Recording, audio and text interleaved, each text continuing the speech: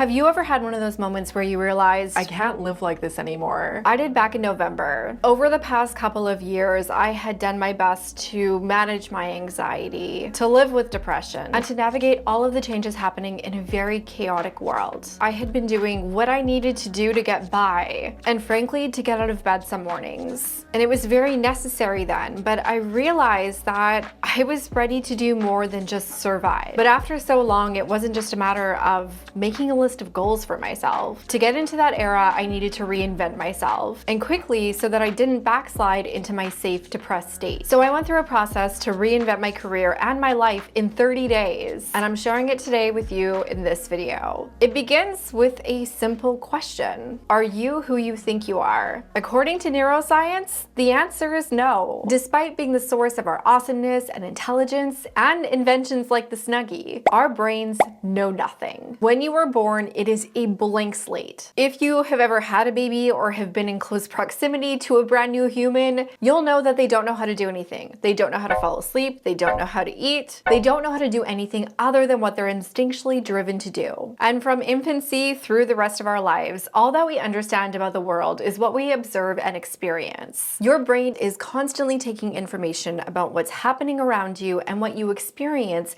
to create mental models. It's like machine learning without the machine. Your brain then uses these mental models to make sense of the world around you, to predict how different situations will play out, and even determines your self-concept, which is how you see yourself in the world, who you are, what your role is, what you're supposed to do, who you're supposed to be. The concept of a mental model makes most sense with an example, so I'm going to share one that I think you might relate to. One of my mental models is every time I wear a light outfit on a day I have a presentation or important meeting, I will spill food on myself, whether it's my breakfast or my coffee. So instead of walking in looking polished and professional, and like I have my stuff together like how I would like to appear, I walk in looking like a stained mess who should probably carry a Tide pen. Now, do I only spill my coffee all over myself when I'm wearing white? No, I spill coffee on myself all the time. Do I spill coffee on myself every time I wear white? No, there's been some times that I've managed to keep it together. But because it has happened in the past and I felt embarrassed about it, my brain predicts that it's going to happen again. The main thing our brain is trying to do for us is to avoid pain after all, including the pain of social embarrassment. This doesn't just apply to coffee though. This applies to how you expect your boss to treat you or your coworkers to treat you, the projects and tasks you think you're able to complete at work, and even how you think about yourself at work and in life. This is because these mental models inform your self-concept, which influences your future decisions. It's important to note here that your brain is only able to build a mental model based on things that it's observed or experienced, basically on what has happened to you and who you have been to date. That brings us to the process of reinvention and some great news. These mental models are constantly updating, even faster than your iPhone. You can upgrade your mental model at any time. So if you want to be the corporate girly who has her stuff together, at least mostly, and gets the pay, promotion, and praise she deserves, you can begin to reprogram your mental models to create that new self-concept. Which brings me to the leg, because you probably don't see yourself as the current version of yourself, and definitely not who you are becoming. It's much more likely that you see yourself as a version or two ago. That's where I personally got stuck. While these mental models do eventually self-update, you can accelerate the process by proactively updating them. Basically, instead of waiting for updates to manually install, you can seek it out, install it, and the application updates that go with it. So how do you do that? It begins with knowing your reinvention, knowing what you want your next era to be. This breaks down into 4 areas: career, life, health, and self. Career is obviously your professional self, which we talk about all the time on my channel. I also include money and finances in this category because for most of us, our job is the primary way that money comes to us. Next is lifestyle. This can include your lifestyle, your travel, relationships, and the things you do for fun. Then we have health. This is all-encompassing. It includes your physical, emotional, psychological, as well as your spiritual health. Finally, there's self. This includes how you take care of yourself, how you keep your battery charged, as well as how you dress and show up in the world. In this phase, you're going to get clear on what you want each of these areas of your life to look like. And it's actually not as complicated as it sounds. Get a piece of paper and write down what you want in each of those 4 areas of your life. The most important thing here is this. You have to give yourself permission to want what you want, even if it feels big and impossible. For example, one of the things that I wrote down for myself when I went through this process was, I want to have a best-selling book. My book, Career Glow Up, comes out on January 10th, and I would love for it to be a bestseller, but not for the reasons you think. I'm going to come back to that in a minute though. Inversely, you might not find yourself writing down a lot of things here. Or you might not be writing down a lot of massive things in each area. That's okay. My point is that you need to be clear on what you really want to create next,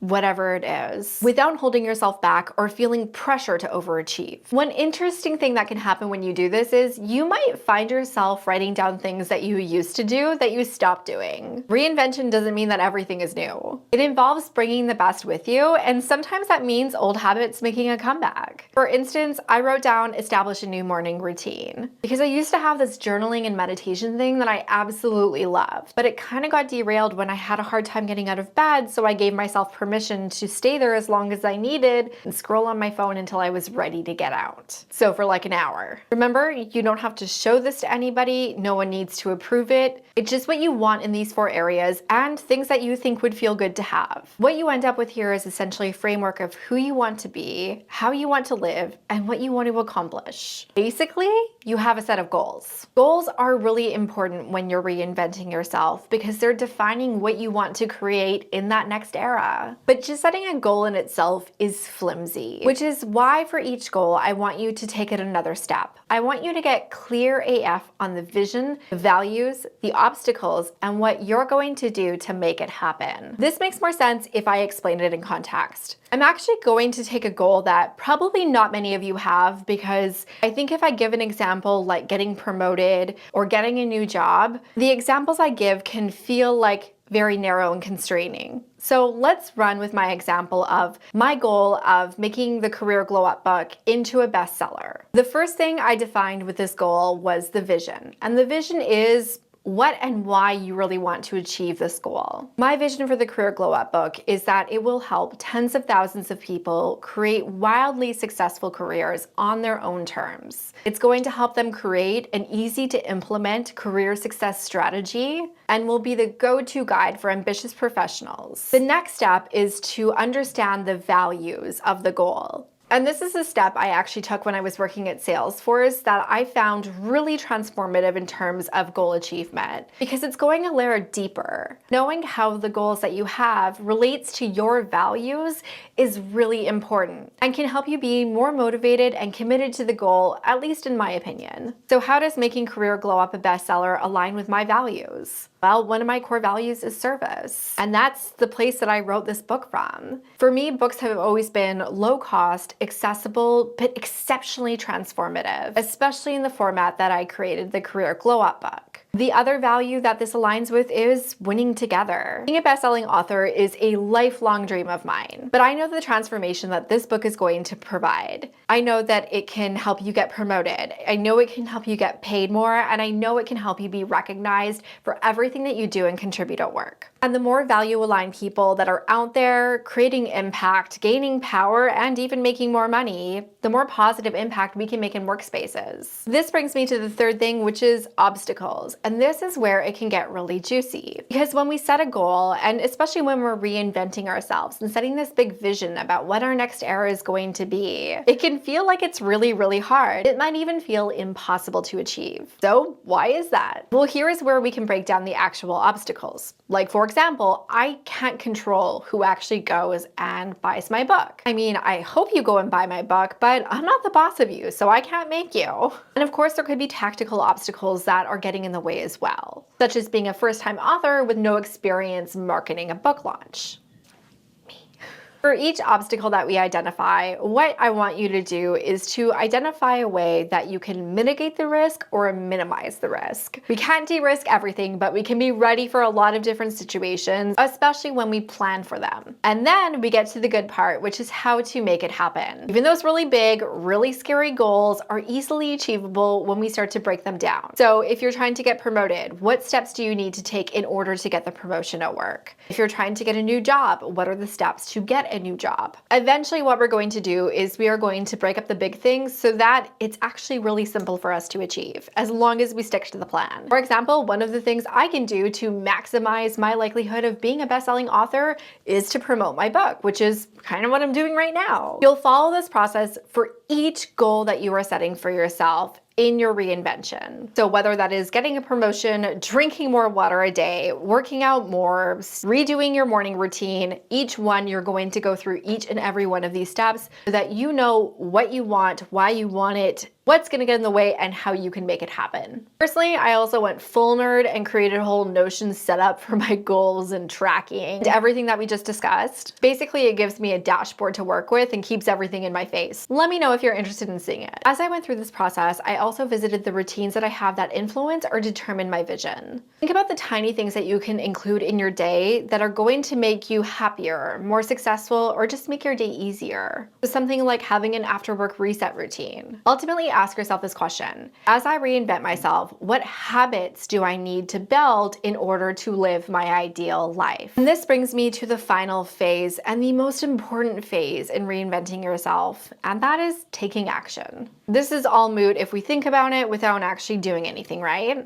I suggest starting with some easy wins, even if they feel superficial, because the world that we observe impacts how we see ourselves. So changes that we make to ourselves and our environment are going to help us accelerate the updates for those mental models. I started with upgrading my wardrobe. Especially over the last few years, I had started wearing an embarrassing amount of leggings. Not that there's anything wrong with leggings. I am from Vancouver and Lululemon is practically formal wear. But I don't feel like a polished professional badass when I'm wearing leggings. So I needed to make a change. I decided that my vibe was going to be much more effortlessly chic. With that in mind, I edited my closet. I also bought some new pieces that functioned with the vision I had for myself. For instance, I'm really vibing with monochromatic looks, so I went to Aritzia and just bought a bunch of stuff. I also spent some time getting my physical and living spaces in order because of everything that has gone on with the chaos and the depression and the anxiety. Those areas had gotten a little bit chaotic too, and it didn't support the vision or how I feel most at peace. And I have 2 little kids, so things get crazy. Another quick win that I structured was creating some affirmations for myself. These allow me to remind myself every day that just because I haven't done something yet doesn't mean I can't do it. These affirmations are helping me channel the vibes every day about who I want to be and what I want to achieve in this next era.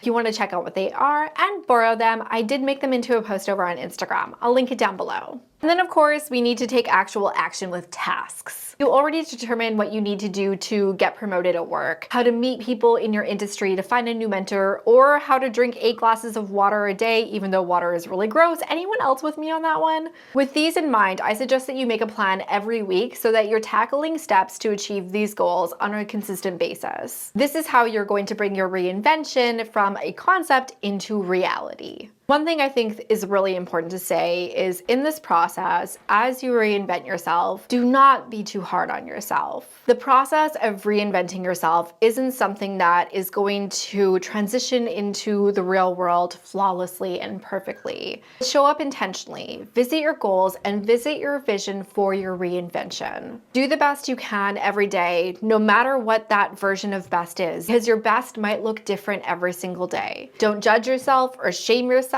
if something doesn't go perfectly or when you break your habit streak one day. It's just one day and there's always tomorrow. Ultimately, I want you to remember this. It's the tiny decisions and tiny tasks that snowball up to massive achievements and big transformations. And when you keep on showing up every day with intention and in alignment with how you want to reinvent yourself, all of a sudden, it's gonna be how you see yourself. And chances are, it's how others already see you. The truth is, this isn't a reinvention. This is just letting who you already are out into the world and continuing your personal and professional growth. Of course, don't underestimate the power of habits. In fact, I want you to go and watch this video next to identify some success accelerating habits.